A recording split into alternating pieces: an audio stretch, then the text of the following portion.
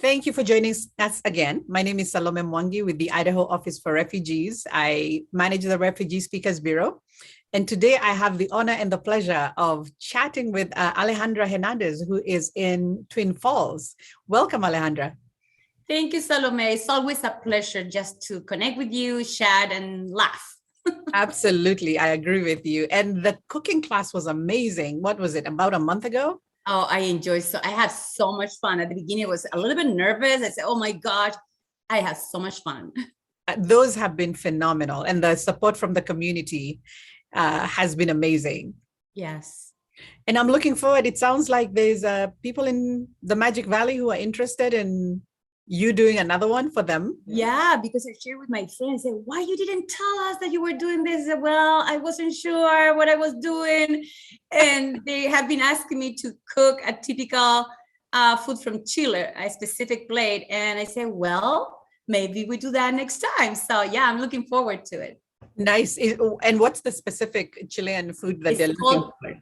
Pastel de choclo. It's like a corn pastel, but it has meat, chicken, eggs on it. It's delicious. Wow. Yes. I will have to be in on that class. Yeah, you have to. Awesome. Well, today we are chatting a little bit about Thanksgiving. I don't know about Chile and whether they had Thanksgiving in Chile, but we did not have Thanksgiving in Kenya. So it was a huge surprise when I moved here and found that it's a huge thing here. Yes, it is. So I was born and raised in Chile, and we don't have one date when we said our blessings or thank you for what we have. Mm-hmm. So I learned about that when I moved here to the state in 1997. Mm-hmm. And the funny part, well, it's not funny, but I learned by doing some research on my own, but because people didn't share to me the real meaning of Thanksgiving, right? So I learned that most Americans, they believe that that the Thanksgiving is modeled on the harvest feast of the pilgrims, in 1621, something like that. Right. I don't recall. So, but what I quickly learned was all the activities that people do to celebrate Thanksgiving. So families getting together, cooking turkey, of course, right? But the Macy's parade, watching football, right? And the other thing that it was hard for me to understand was the Black Friday. Mm-hmm. People will get up, I don't know, 2 a.m. and going to the stores. So it's funny you have the day before, the night before, you gather around the table and you say thank you for everything, all the blessings that we have, and then you rush to the store, fight with people to get what you want. No, this is mine. No, so it's kind of a contradiction, but I guess it's part of the culture. So yeah, we don't have that in Chile. Nice. And I love the way you say that in the cultures and the countries that we come from, it's almost like every day is Thanksgiving Day. Exactly. Okay. If you're intentional about it, because the way that life sometimes gets in your way, or the pace of life, right?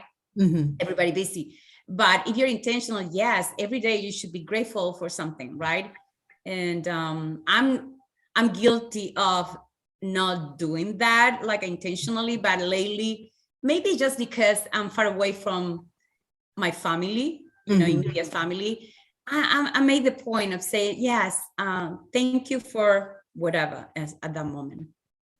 So very true. I remember when I was a much younger girl, and you know how we can get into that habit of complaining, and you see something yes. And you never see the good in it. You just see, this is what went wrong, and this is how this person. And so I was very close to my dad. And so I would go to him and I was complaining. And I think he listened for maybe 2 or 3 days. And he told me, Salome, if this is how you're going to live your life, people are going to get really tired of you really fast. And I thought, what? I thought I was just speaking my heart. And he said, learn to look for the good. Learn to look for the things that you can be grateful for. And I remember that stuck in my memory from when I was a much, much younger girl. And I in as much as I can, I really do not I do not like complaining. It's almost like you invited a spirit of ingratitude. Yes, absolutely. And that's beautiful what you said. But I think everything is part of the domestication process since we are born, right? And it seems to me that we spend most of our life sleeping, and until we wake up and we decide, well, this is not the way it's supposed to be. And it requires a lot of work, personal work, to be true to yourself and to see what is your purpose in life and the contributions that you bring to this world and the value that you add to other people. And I think I always say charity starts at home. So I need to do my work, my personal work, to make the changes. I have to be the change that I want to see in the world. So that's beautiful. Just that it stuck with you like a Salome, don't complain and be grateful. I know it was such a shock, especially since it was coming from my father. And I know that he always came from a place of love. So I was like, man, that's got to be serious if he's actually bringing it up. And it's true. Change begins with us. Acceptance begins with us. And I think sometimes we make a mistake of thinking we're going to find it out there. If I haven't found it in here, I'll never find it out there. Yeah, and I think I believe that we have everything within ourselves to have the life that we want. It's just that we need to do the work to take responsibility for that. And when I say responsibility, is respondability, the ability that we have to respond to what life brings to us. So we can, if we change the context, we can change the content, right? But again, it requires work, but it's a good work. It's once through the process, and I'm talking from my personal experience.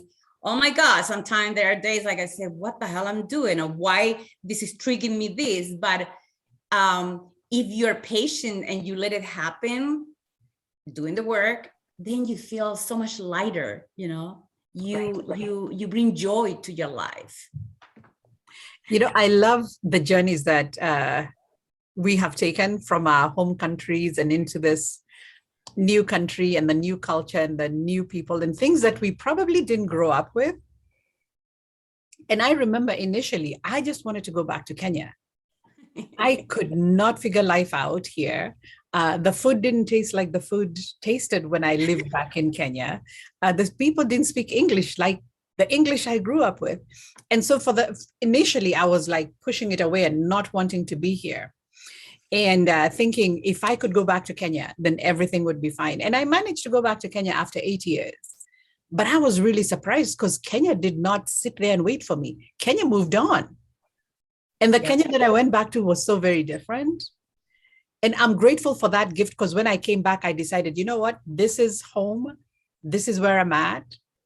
I am going to show up and I'm going to be present and I'm going to be grateful for all these experiences and for all the people and for all the confusion. What seems like confusion has turned out to be, it's almost like, back in the day when people used to embroider and there's the picture and it looks very nice and you can see what it is. But when they're stitching it and you have all these threads hanging out, so you can either look at the threads hanging out and say, this is just so confusing. I don't even see what it is.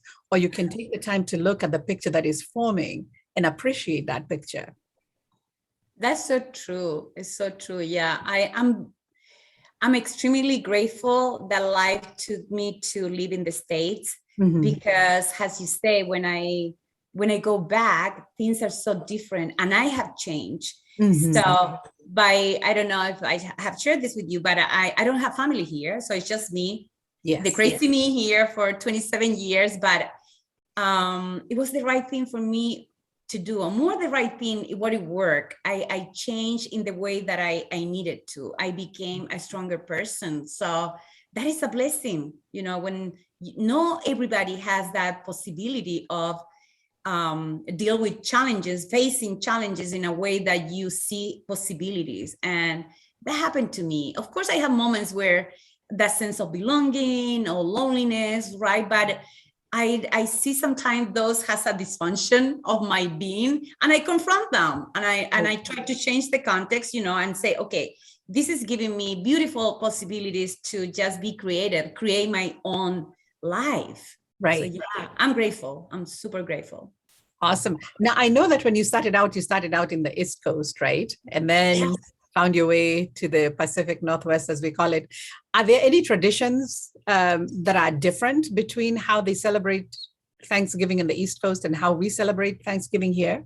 I live in Boston for 20 years, and I cannot think of anything different. Maybe the settings of the celebrations, like downtown Boston, they have this huge Thanksgiving parade, right? Mm-hmm. That is almost like a 4th of July, okay? Fireworks and, like a party. Yeah, and I was surprised because I said, it's cold, usually, Thanksgiving, back in East. But you see families with little kids coming out and having a great time. So that is the only thing that I can think of different. But everything else is the same, getting together, cooking, eating a lot.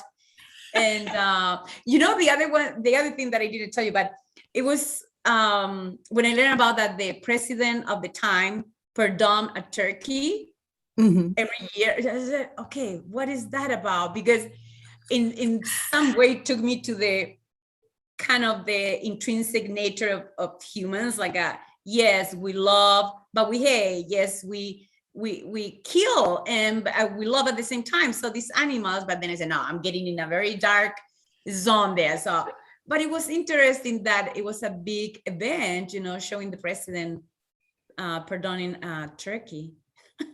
It's true. They are those things where you hear about it and you're like, huh? And yet, because you're stepping into it, I feel like we have stepped into this culture midstream. So, this river has been running. And if you ask people, so why do we do that? You may or may not get an answer. Well, because it's like if we go back to where we come from, it's like we get into this doing things, right? And we lose perspective, honestly, of the meaning, okay? How things started. Right. And it's the same thing. You get in this thing of doing things, doing. So my thing is like we become more of human doing that human beings. Because it's just we do this, we go to work, we cook, it's doing, but we don't take the time just to be. Exactly. And challenging, but it's possible. It's just you need to be intentional about it.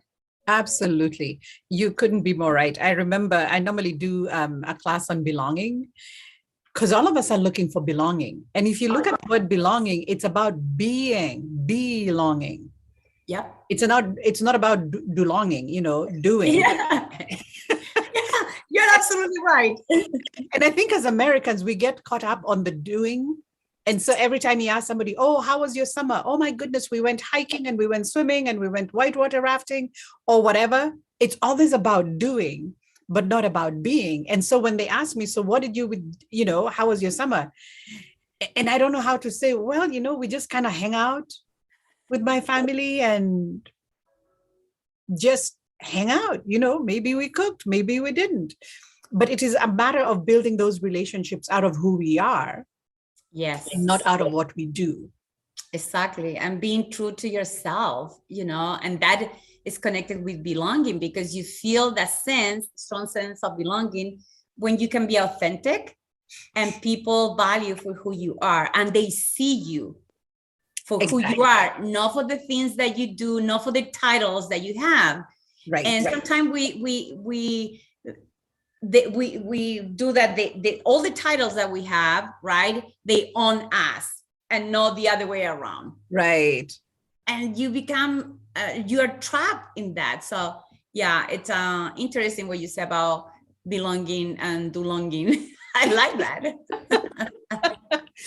So then what are you doing for Thanksgiving this year? So that is funny that every time that people ask me that question, it triggers me that sense of belonging and loneliness, because it's supposed to be a family thing, and I don't have family. Friends have became my family, right? But it's still, it's there is something that I haven't been able to work it out. But I have been blessed recently to meet an amazing human being from Chile, here in Twin Falls. Nice. I mean, I haven't met anybody in many years. So he and his husband are cooking. His husband is American, and they invite me. I'm going to go there. And I'm so thrilled because every time that I get together with him, we talk Chilean. Maybe so, but we don't have to explain anything. And we remember, growing up in Chile, and we laugh. So I'm super blessed that I'm going to be able to do that this year. Man, what a way to live out that message of belonging. That Chilean guy, American husband, Chilean girl, and I'm sure they're going to have other people, and everybody's going to be able to be absolutely at the table. Yes. And that is laugh, eat, laugh. That sounds like a recipe that all of us need to cash in or fill in for this season. I'm so looking forward to it. Wow. Well, thank you so much. I would love to catch up with you after and find out how was the Thanksgiving with a Chilean guy and all the people who are sitting around the table. Oh, I would love to do that. Thank you. You are welcome, Alejandra, and I wish you a happy, happy, happy Thanksgiving. And the same to you. Thank you.